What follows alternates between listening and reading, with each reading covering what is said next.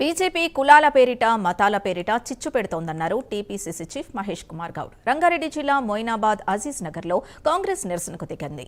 ఉపాధి హామీ పథకం పేరు మార్పుపై ఆగ్రహం వ్యక్తం చేస్తున్నారు. వికసిత్ భారత్ రామ్జీ వద్దు, గాంధీజీయే ముద్దు అంటూ ధర్నాకు దిగారు.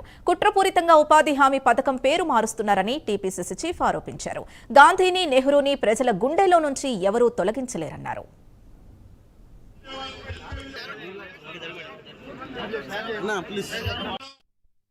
గాంధీ మహాత్ముడిని, జవహర్లాల్ నెహ్రూని ఈ దేశ ప్రజల గుండెల నుంచి ఎవరు కూడా తొలగించలేరు.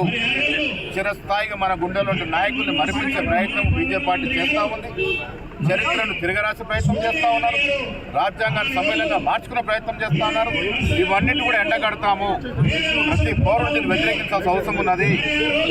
ఈ రాష్ట్రంలో రేవంత్ రెడ్డి గారి నేతృత్వం జరుగుతున్నటువంటి సంక్షేమ అభివృద్ధి చూసి ఓర్వలేక ఈ రాష్ట్రానికి రావాల్సిన బాధ్యత కూడా కిషన్ రెడ్డి గారు అడ్డుపడతా ఉన్నారు.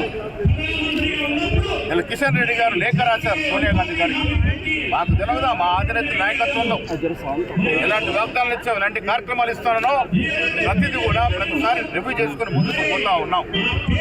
పోయిన ప్రభుత్వంలో ఏ వాగ్దానం కూడా జారబడితే పరిస్థితి ఉండదు.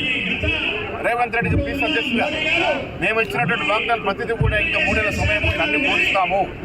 కిషన్ రెడ్డి గారు ఈ రాష్ట్రానికి రావాల్సిన ప్రాజెక్ట్ ఎందుకు ఆపుతున్నారు, రావాల్సిన నిధులు ఎందుకు ఆపుతున్నారు, ఫస్ట్ జవాబు చెప్పాలి.